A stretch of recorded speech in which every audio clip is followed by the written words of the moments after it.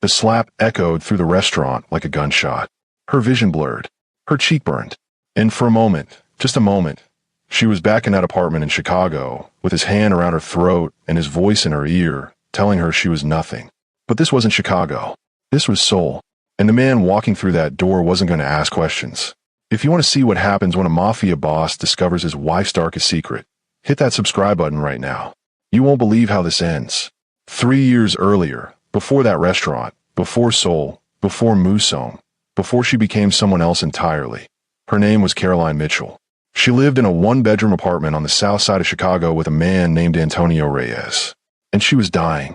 Not quickly, not dramatically, slowly, invisibly, the way a flower dies when no one remembers to water it. Antonio didn't hit her every day. That was what made it so confusing. Some days, he brought her flowers. He kissed her forehead and told her she was beautiful. He held her at night and whispered promises about the future. Other days, he told her she was worthless, that no one would ever want her, that she should be grateful he stayed. And on the worst days, he made sure she believed it. She remembered the first time he hit her. They had been together 8 months. She had made dinner, pasta, his favorite, but she had forgotten to buy the specific brand of Parmesan he liked. "You can't even do this right," he said, his voice calm. Too calm. She laughed nervously and told him it was just cheese, that it tasted the same. The back of his hand caught her across the mouth. She tasted blood before she felt the pain. He stood over her, breathing hard, his eyes wide, as if he had surprised himself. "I'm sorry," he said immediately. "Caroline, I'm so sorry. I didn't mean God. I don't know what came over me." He cried. He held her. He promised it would never happen again. And she believed him. Because she loved him. Because she thought love meant staying. Because she didn't yet know that love should never taste like blood. It happened again, 2 weeks later. Then a month after that. Then every few days. Then she stopped counting. She started wearing long sleeves in summer. She learned how to angle her face away from cameras. She smiled at work and told everyone she was fine. Just tired. Just stressed. She became an expert liar. But the worst part was this. She started believing his words more than her own thoughts. She was too sensitive. No one else would put up with her. She was lucky he loved her. She looked in the mirror and saw what he told her she was: damaged, difficult, unlovable. She stopped seeing Caroline. She saw his version of her instead. Antonio controlled everything. The money, especially. She had a job. She worked as a medical receptionist. But her paychecks went straight into their joint account. Their account. Except she needed permission to buy anything over $20. "It's not about control," he would say, kissing her temple. "It's about us being a team. We make decisions together." But together meant she asked, and he decided. So she started stealing. $10 here, 20 there. She took cash back at the grocery store and hid it. Folded bills taped under drawers. Tucked into the lining of her winter coat. Slipped between the pages of books she knew he would never read. It took her 11 months to save $800. $800. That was what her freedom cost. The night she left, Antonio had been drinking. Not drunk, just enough to make him mean. "You think you're better than me?" he said, standing too close, his breath hot against her face. "No," she whispered. "I never said that. You don't have to say it. I see it in your eyes. Antonio, please." His hand closed around her throat. Not enough to stop her breathing. Just enough to remind her that he could. "Say it," he hissed. "Say you're nothing without me." She couldn't speak. He squeezed harder. "Say it." Tears streamed down her face. Her vision began to blur. And then, for just a second, his grip loosened. She gasped, and something inside her snapped. Not broke. Snapped into place. She waited until he passed out on the couch. She didn't pack a bag. She didn't take anything that mattered. She grabbed only the envelope of cash from under the bathroom sink, her passport from the lockbox he thought she didn't know the code to, and the burner phone she had bought 3 weeks earlier. She walked out of that apartment at 2:47 a.m. She didn't cry. She didn't look back. She just walked. At the bus station, she bought a ticket to Los Angeles under her real name. Then she bought another ticket to Vancouver under a fake one. In Vancouver, she applied for a work visa to South Korea using a name she had stolen from a girl she went to high school with, a girl who had moved to Europe and would never notice. It wasn't legal. It wasn't clean, but it worked. 3 weeks later, she landed in Seoul. On paper, she became Cassie Bell. Caroline Mitchell disappeared, but fear did not need a passport. It followed her across the ocean, into her new apartment, into her new life. She flinched at loud voices. She held her breath when men walked too close. She avoided mirrors because she still saw his version of her staring back. Korea was supposed to be freedom. Instead, it was just distance. She got a job teaching English at a private academy in Gangnam. She kept her head down. She smiled when she was supposed to. She said the right things. And at night, she locked every door, checked every window, and slept with the lights on. Because even though Antonio was an ocean away, she could still feel his hands around her throat. She met Musong on a Tuesday. She was walking home from work when the rain started, one of those sudden soul downpours that soaked you in seconds. She ducked into a small cafe, shivering, her hair plastered to her face. And there he was, sitting alone by the window, reading a book in Korean. He looked up when she walked in. Their eyes met, and for reasons she still didn't fully understand, he smiled. Not a big smile, just a small, quiet curve of his lips, like he recognized something in her. "You look like you've had a long day," he said in perfect English. She blinked, surprised. She asked if he spoke English. He said he did, then gestured to the empty chair across from him. He told her the rain wouldn't stop for a while. She hesitated. Every instinct screamed at her to say no, to leave, to not trust a stranger. But something about him felt safe. So she sat. His name was Park Musong. He didn't tell her what he did for a living, and she didn't ask. They talked about small things. The weather, the city, books. He asked where she was from, and she lied without effort. California. He nodded, as if he believed her, or as if he knew she was lying and didn't care. They met again the next week. The same cafe, the same table, then again, and again. And somewhere between the third meeting and the 10th, she realized she was falling in love with him. Musong was unlike anyone she had ever met. He was calm, controlled. He never raised his voice, never moved too quickly, never touched her without asking first. "May I?" he would say before brushing a strand of hair from her face. "Is this okay?" before resting his hand on hers. He made her feel like she had a choice, like she mattered, like she was more than what Antonio had told her she was. 6 months after they met, he proposed. They were sitting on a bench by the Han River, watching the sun set over the water. "Cassie," he said quietly. She turned to look at him. He was holding a small black box.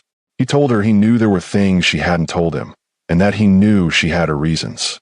He said he saw her, not who she was hiding from, but her, and that he wanted to spend his life with her. Tears blurred her vision. She should have told him the truth then. She should have said that her name wasn't Cassie, that she was running from someone, that she was broken. But she didn't. She just said yes. They got married in a small ceremony with no guests. Just the two of them, a judge, and 2 witnesses Musong knew. She wore a simple white dress. He wore a black suit. And when he kissed her, she felt something she hadn't felt in years. Hope. Their wedding night was quiet. They went back to Musong's apartment, now their apartment, and he poured them each a glass of wine. "To new beginnings," he said, raising his glass. She echoed him, but even as the words left her mouth, she felt the weight of the lie between them. That night, Musong touched her as if she were made of glass. Slow, careful, reverent. His hands moved over her skin with a gentleness that made her chest ache. "Are you okay?" he whispered against her neck. She nodded, but her body betrayed her. She flinched when his hand moved too quickly. She held her breath when he leaned over her, and when he noticed, he stopped. "Cassie," he said softly. He told her they didn't have to continue. She said no quickly, that she wanted to, that she just needed a minute. He pulled back immediately, giving her space. He told her to take all the time she needed. He told her he wasn't going anywhere, and he didn't. He held her until her breathing steadied, until the panic faded, until she could look him in the eyes again. That was when she knew. She knew she was safe with him, but safety didn't erase the past. At night, she still woke in cold sweats, her heart pounding, Antonio's voice echoing in her head. She was nothing. No one would ever want her. She belonged to him. Musong would wake with her, his arm wrapping around her waist, pulling her close. He would ask if she had a bad dream. She would whisper that she had. He never pushed. He just held her until she fell asleep again. She didn't really know what Musong did for a living. He had told her he handled business for a private organization, that he managed logistics. It was vague, and she didn't press. She had secrets too. She figured if he wanted her to know, he would tell her. But she started noticing things. The way people looked at him when they walked into restaurants, respectful, but nervous. The way his phone rang at odd hours, and he stepped into another room to answer. The way men in expensive suits bowed slightly when they passed him on the street. One night, she asked him directly what he really did. He looked at her for a long moment, his dark eyes unreadable. Then he said he protected people. From what? She asked. From other people. It wasn't a real answer, but it was enough. Their marriage settled into a rhythm. In the mornings, he made her coffee exactly the way she liked it. 2 sugars, a splash of cream. In the evenings, they cooked together, his hand resting on her lower back as she chopped vegetables. At night, they lay in bed, his fingers tracing lazy patterns on her skin. And in those moments, she almost forgot. She almost forgot Antonio. She almost forgot the woman she used to be. She almost forgot she was living a lie. But the body remembers, even when the mind tries to forget. She couldn't stand being grabbed, even playfully. She hated raised voices, even in excitement. She needed to see exits in every room. And Musong noticed. He didn't say anything, but she saw the way he watched her. The way he announced himself before entering a room. The way he never blocked doorways. The way he moved slowly and deliberately, like he was afraid of startling her. He knew something was wrong. He just didn't know what. It was a Friday night, 6 months into their marriage. Musong had texted her earlier that day, telling her to meet him at Seasons at 7 because he had a surprise for her. She had smiled at her phone. He was always doing things like that. Small gestures that made her feel seen, cherished, loved. She put on a black dress, the one he had bought her the previous month, and arrived at the restaurant early. Seasons was upscale, with white tablecloths and soft lighting, the kind of place where conversations were murmured instead of spoken. She sat at their reserved table and ordered water. 7 o'clock came and went. 7:15. 7:30. She checked her phone. No messages. She tried calling him. It went straight to voicemail. By 7:45, she was worried. By 8 o'clock, she was panicking. And that was when she felt it. That cold, creeping sensation of being watched. She looked up, and her entire world shattered. Antonio Reyes was standing across the restaurant, staring directly at her. Time stopped. Her hands went numb. Her vision tunneled. She couldn't breathe. No, no, no. This wasn't real. He couldn't be there. He didn't know where she was. He couldn't. But he was. And he was walking toward her. Caroline. His voice. That voice. It cut through her like a blade. She stood so fast her chair tipped backward. My name is Cassie, she said, her voice shaking. You have the wrong person.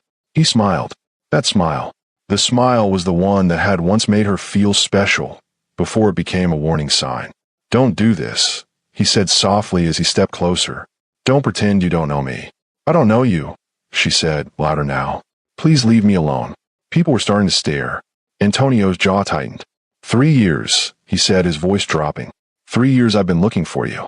And you think you could just walk away? Just change your name and disappear? Her stomach dropped. How did you? She started. How did I find you? He laughed, low and bitter. You're not as smart as you think you are, Caroline. I hired a private investigator. Tracked your passport.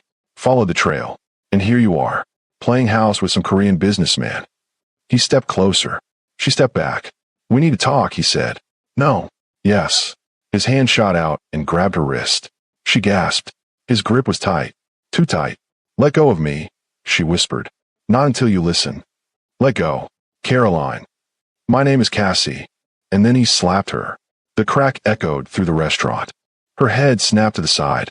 Her ears rang. Everything went silent. She didn't scream. She didn't cry. She just left. Not physically, but mentally.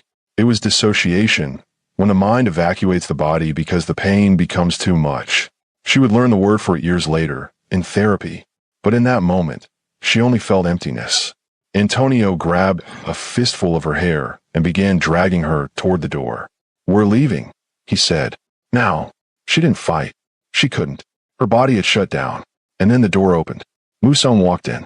He saw her immediately. He saw the blood on her lip. Saw the terror in her eyes. Saw Antonio's hand twisted in her hair. For a moment, everything was still. And then Musong moved. She had never seen him move like that. Fast. Precise. Deadly. He crossed the room in 3 strides, grabbed Antonio by the back of his neck, and slammed him face first into the nearest table. The sound was sickening. Antonio screamed. Musong didn't say a word. He pulled him up and hit him again. And again. And again. Musong stopped, Her voice broke through the haze. He froze, his fist raised. Antonio's blood smeared across his knuckles. He looked at her, and she saw something in his eyes she had never seen before. Rage. Not at her. For her. Antonio scrambled backward, clutching his broken nose, blood pouring down his face. "You're fucking crazy," he shouted. Musong took a step toward him. Antonio ran. He stumbled out of the restaurant, shoving people aside, and disappeared into the night. The restaurant fell silent. Everyone was staring. Musong turned to her, his breathing heavy, his eyes searching her face. "Are you hurt?" he asked, his voice shaking. She opened her mouth. No sound came out. He stepped closer, his hand reaching for her, then stopping midair. "May I?" he whispered. She nodded. He cupped her face gently, his thumb brushing over her split lip. "We're going home," he said. She nodded again, and he led her out of the restaurant, his arm wrapped protectively around her. The drive home was silent. Musong's hands gripped the steering wheel so tightly his knuckles were white. Cassie sat in the passenger seat, staring out the window, watching the city lights blur past. She still couldn't feel her body, couldn't feel the pain in her lip, couldn't feel anything except the hollow, aching numbness that came from being dragged back into a past she thought she'd buried. When they pulled into the underground parking garage of their building, Musong turned off the engine but didn't move. For a long moment, they just sat there in the darkness. Then he spoke. Who was he? His voice was calm, too calm, the kind of calm that comes right before a storm. Cassie swallowed hard. "Someone from my past." "That's not an answer, Cassie." She flinched at the sharpness in his tone. He noticed immediately. "I'm sorry," he said, softer now. "I didn't mean. I just need to understand what happened back there." She took a shaky breath. "Can we go inside first?" He nodded. Inside the apartment, Musong led her to the bathroom. He grabbed the first aid kit from under the sink and gestured for her to sit on the edge of the bathtub. She did. He knelt in front of her, his movements careful, controlled. He wet a clean cloth with warm water and gently pressed it to her split lip. She winced. "I know," he murmured. "I'm sorry. Just a little longer." His touch was so gentle it made her chest ache. Antonio had never touched her like this.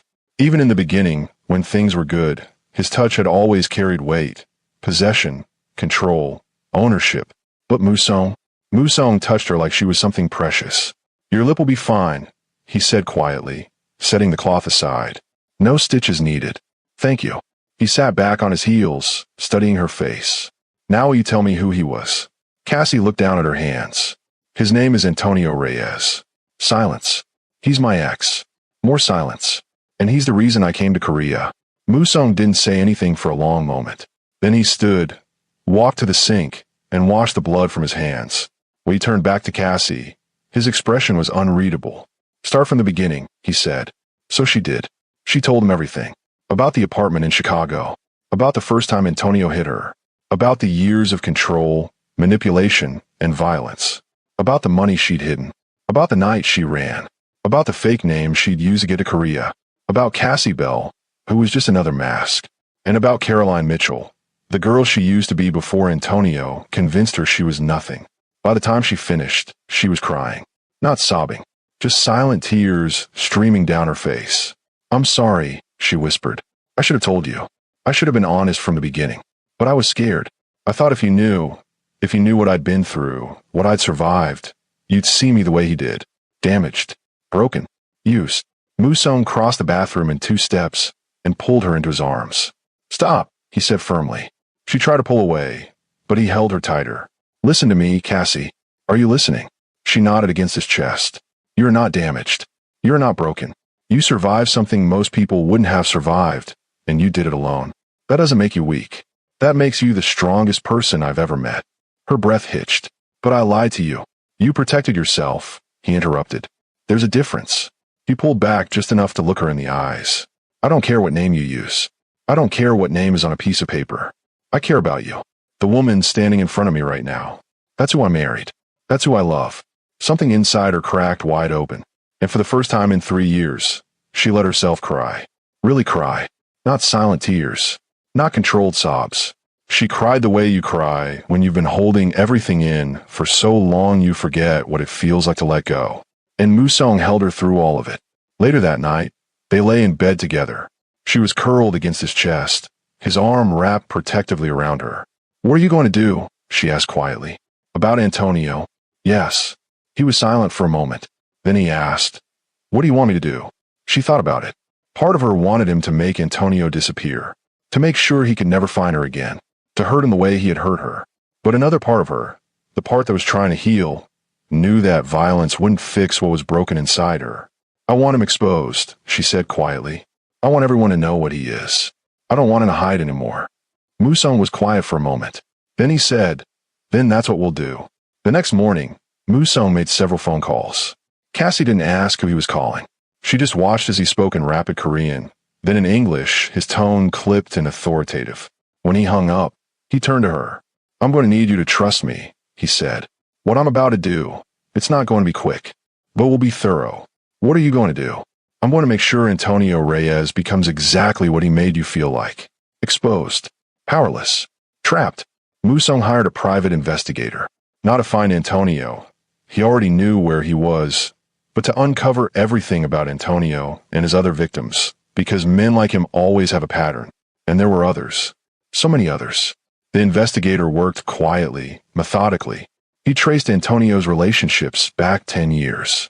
Every woman he'd dated, every woman he'd worked with, every woman who'd filed a complaint that had been mysteriously dropped.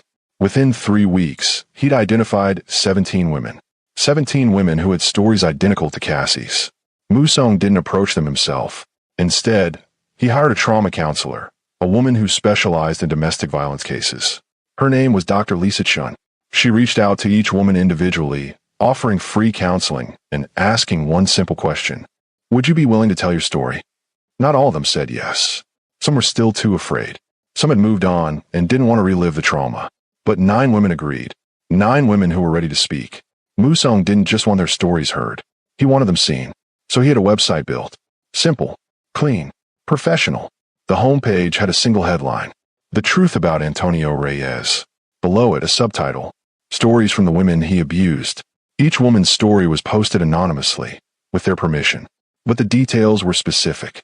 Dates, locations, incidents, medical records from hospital visits, police reports that had been filed and ignored, screenshots of threatening text messages, photos of bruises, black eyes, split lips.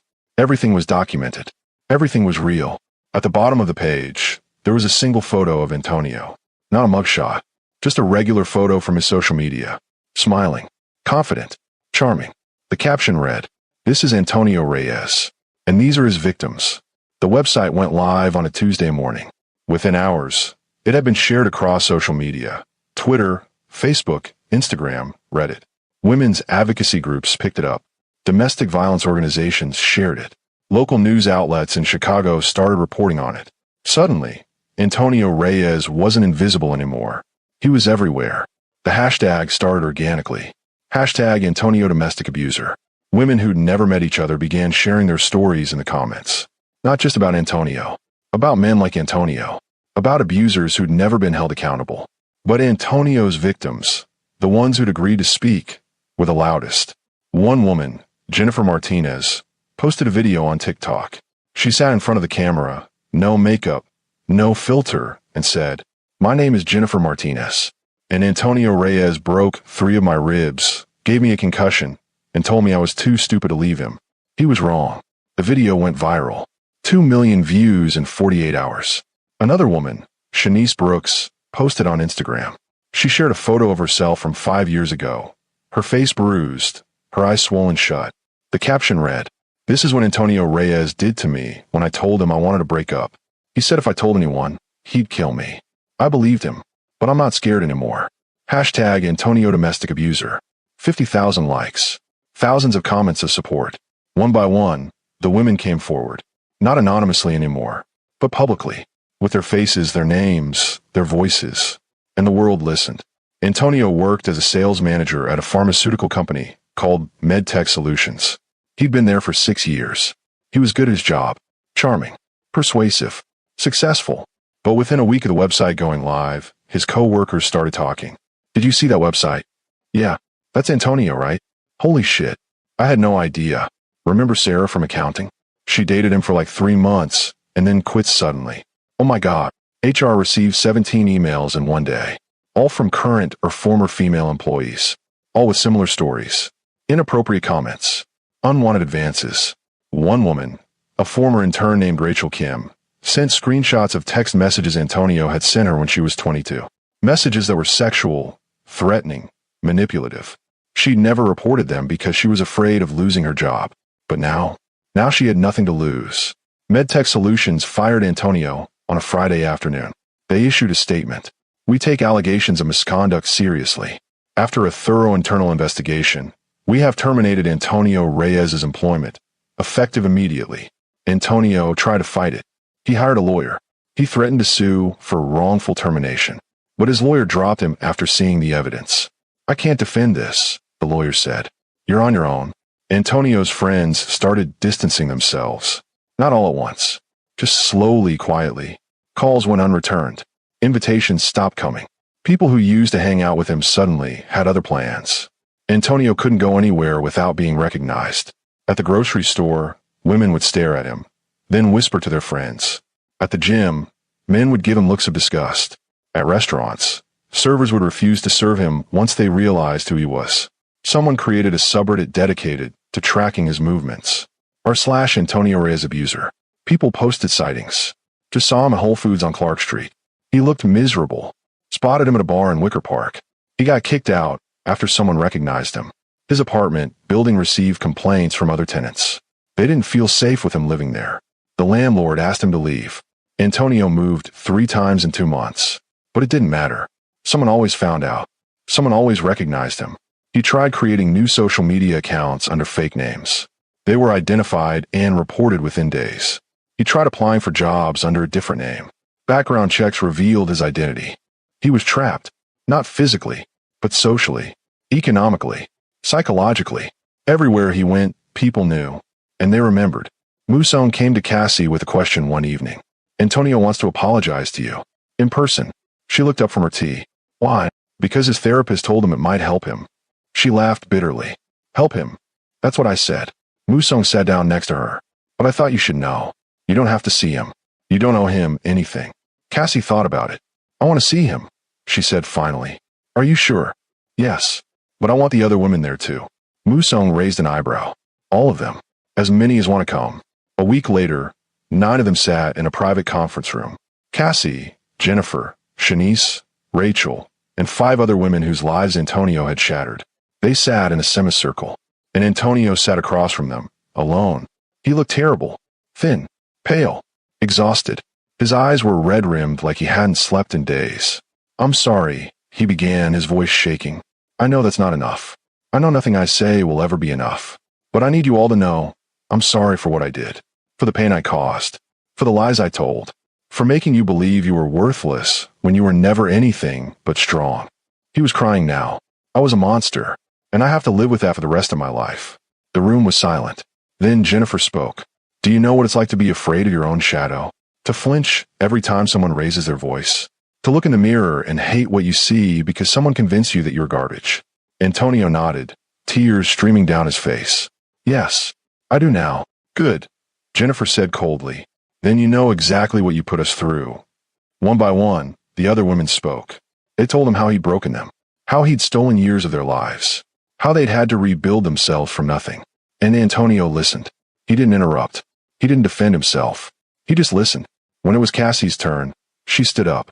I don't forgive you, she said clearly, and I never will. But I want you to know something. You didn't break me. You tried. God knows you tried. But I'm still here, and I'm stronger than I've ever been. Not because of you. In spite of you. She looked at the other women. We all are. And then they left. All 9 of them. Together. Leaving Antonio alone in that room with nothing but his guilt. 3 months after the confrontation with Antonio, Cassie started therapy. Real therapy. Not the kind where you sit and talk about your feelings for an hour and leave feeling the same. But the kind where you have to face the parts of yourself you've been running from. The parts that still flinch. The parts that still believe the lies. The parts that think love has to hurt to be real. Her therapist's name was Dr. Sarah Kim. She was a Korean-American woman in her 50s who specialized in trauma and PTSD. The first time Cassie sat in her office, Dr. Kim asked a simple question. What do you want from therapy? Cassie thought about it for a long time. Then she said, I want to stop being afraid. Dr. Kim nodded. Then that's what we'll work toward. Therapy wasn't easy. Some sessions, Cassie would leave feeling lighter, like she'd finally let go of something she'd been carrying for too long. Other sessions, she'd leave feeling raw, exposed, like someone had peeled back her skin and examined every wound.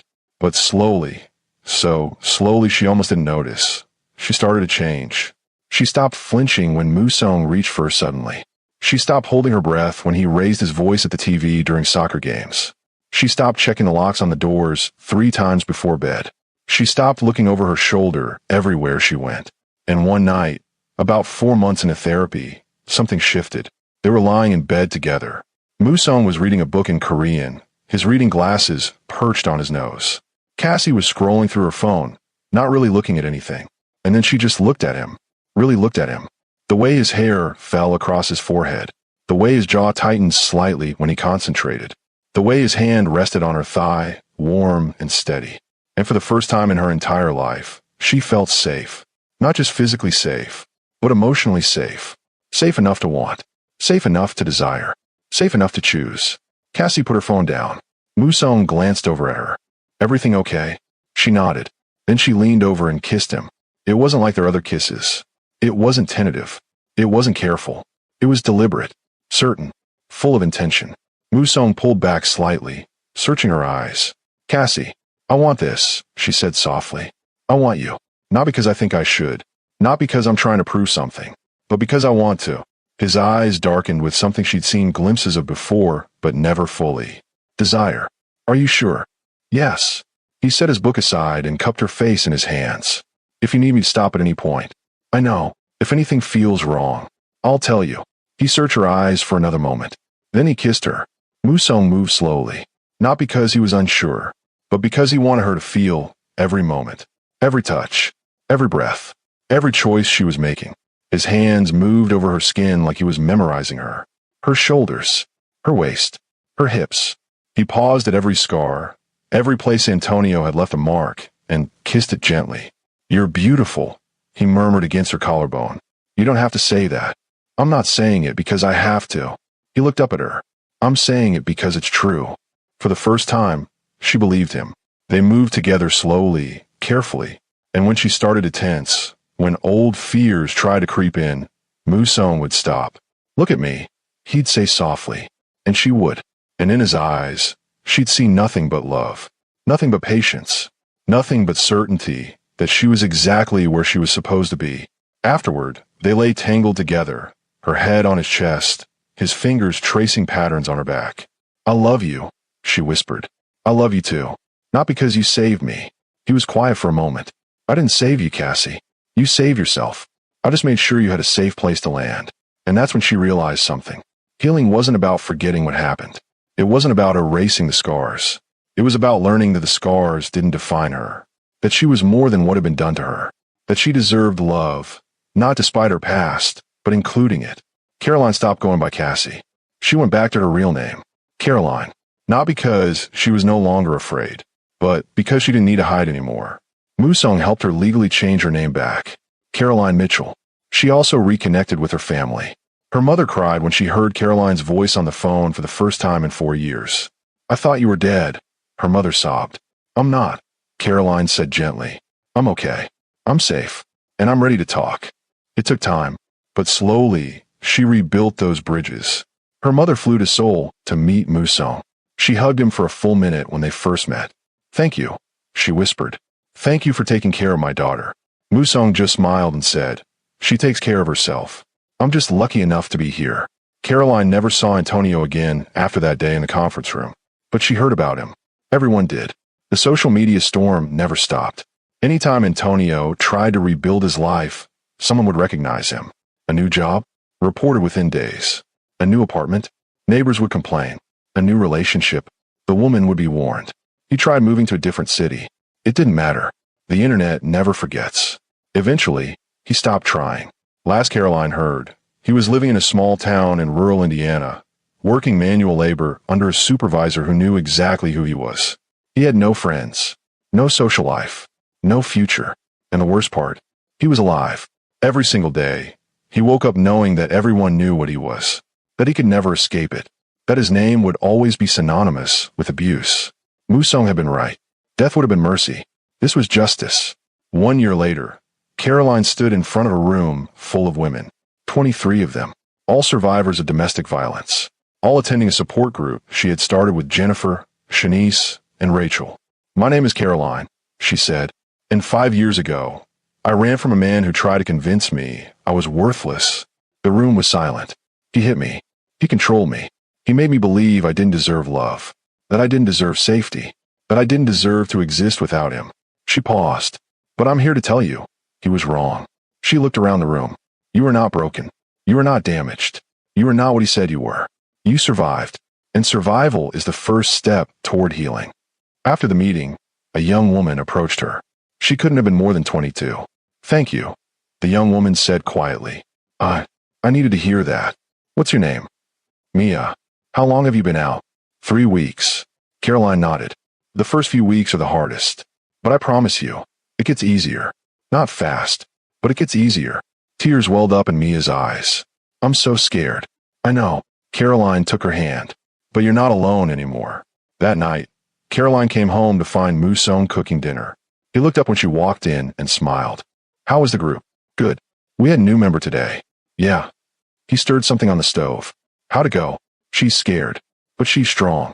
Musong walked over and wrapped his arms around her. "Just like you." Caroline leaned into him. "I'm not scared anymore," she said softly. "I know." They stood there for a moment, just holding each other. Then she pulled back and looked up at him. "Thank you," she said. "For what?" "For believing me. For protecting me. For never making me feel like I was too much or not enough."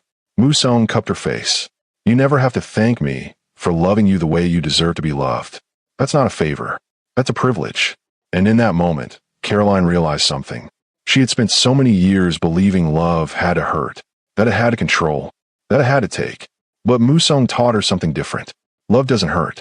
Love doesn't control. Love doesn't take. Real love protects. Real love empowers. Real love gives. And for the first time in her life, she had that. Antonio Reyes thought he could break her. He thought he could erase her. He thought he could make her disappear. But he was wrong. She didn't just survive. She healed. She rebuilt. She reclaimed her name, her voice, and her life. And now she helped other women do the same. Because no one should have to run the way she did. No one should have to hide the way she did. No one should have to believe the lies the way she did. If you're watching this and you're in an abusive relationship, please know, you're not alone. You're not worthless. You are not broken. You deserve safety. You deserve love. You deserve to be free. And if you've already left, I'm proud of you. Keep going. Keep healing. Keep fighting. Because you are stronger than you know. If this story moved you, please hit that subscribe button and share it with someone who needs to hear it. Drop a comment below with the word survivor if you or someone you know has overcome domestic violence. And remember, healing isn't linear. It's messy. It's painful. But it's possible. Thank you for watching. And remember, you are worthy of love that doesn't hurt.